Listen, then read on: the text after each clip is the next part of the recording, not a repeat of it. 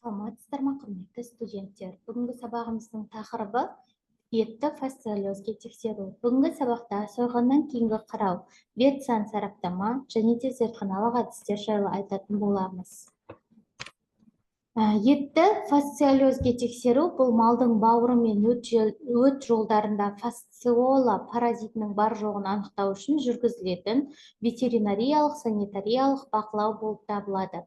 Негізгі кезеңдері сойғаннан кейінгі қарау, ветеринарлық санитарлық сараптама, бауырды мұқият тексеру, көлемінің ұлғаюы, қатаюы, бетінің тегіс еместігі, өт жолдарын тіліп қарау, ішінде тірі немесе өлі фасциолалардың болуы, тіндердің өзгерісі, қабыну, фиброз, әктену, өт жолдарының қалыңдауы бар жоқтығын мұқият тексереміз.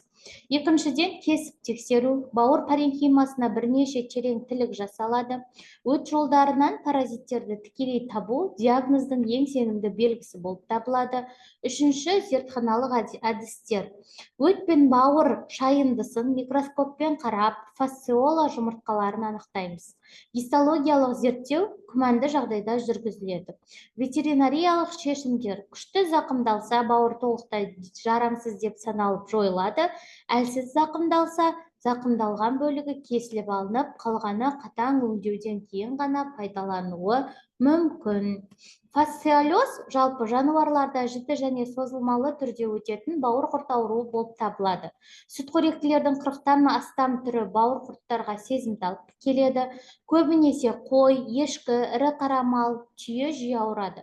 Жылқы, шошқа, ал жабайы жануарлардан ұсақ күйіс қайратындар мен қоян тәрізділер де ауырады. Кейде гельминтоз адамға да қауіпті болып келеді. Құстар фасциолезбен ауырмайды. Трематодалар малдың бауырында, анығырақ айтқанда өт жолдарында мекендейді. Мал фасциол құртымен күшті зақымданған кезде олар жаппай өлім-жітімге ұшырауы мүмкін, немесе ұзақ ауырады. Бірте-бірте арықтап, қаны төмендеп, өнімі кемиді. Сиырдың сүт өнімі 20-40%-ға азаяды. Фасциолез көп тараған аймақтарда ірі қара 90%-ға дейін және қой мен ешкі 50-60%-ға дейін аталған дертке шалдығады. Қоздырғышы: бұл аурудың екі түрлі қоздырғышы белгілі қансорғыштар. Біріншісі фасциола гепатика, екіншісі фасциола гигантика. Біріншісін кәдімгі, екіншісін алып фасциола деп атайды.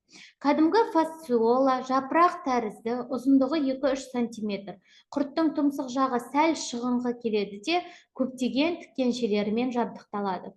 Ауыз бен құрсақ сорғыштарының арасы тым жақын болады. Ішкі мүшелер ішегі, қос жыныс ағзалары ағаштың бұтағындай көптеген тармақтар құралады. Денесінің тұтастай ортасын екі ен алады, ар сыртқы екі шетін уыздық жайлайды. Ал жатыры мен басқа да аналық жыныс мүшелері сорғыштың алдыңғы жағында жалғасады. Алып фасциола сүлік сияқты ұзынша келеді, тұрқы 3,5-нан 4,5 см-ге дейін болады. Ішкі мүшелерінің орналасуы кәдімгі фасциоланыкіндей, айырмашылығы шамалы. Өсіп өнуі: сорғыштар қос жыныстылар болып табылады. Жұмыртқалары денесінен бөлініп, ақтық иесінің өтімен бірге ішегіне еніп, одан нәжіспен сыртқы ортаға шығады. Қоршаған ортада, яғни тұщы суда, жұмыртқа ішінде балаңқұрттың алғашқы сатысы мироцидий 7-15 күн аралығында қалыптасады. Бұл үшін қолайлы жылылық, жарық және ауа қажет. Жұмыртқаның ұшындағы қақпақшасы ашылысымен, одан кірпікші қаптаған өте ұсақ мироцидийлер сыртқа шыға бастайды. Бұлардың ендігі дамуы аралық иесінің, яғни тұщы су ұлуларының қатынасуымен байланысты. Мироцидийлер бауыр аяқтылардың бұлпылдақ денесін тесіп кіріп, өседі және көбейе бастайды. Эпизотологиясы: фасциолез көлшікті, сазды, ылғалды алқаптарда және жаңбырлы жылдары көп кездеседі.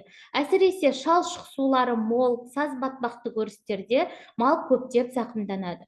Сулы мекендерде фасциола жұмыртқасы аделаскарий ұзақ мерзім өлмейді және мұндай биотоптарда сорғыштардың аралық иелері ұлулар жаз айларында тез көбейеді.